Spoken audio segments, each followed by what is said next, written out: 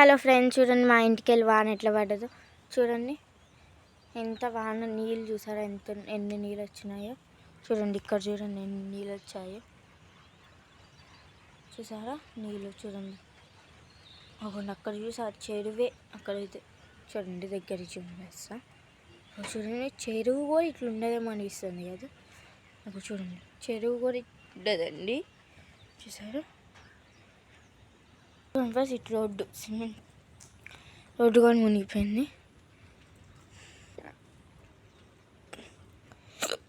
చూడండి.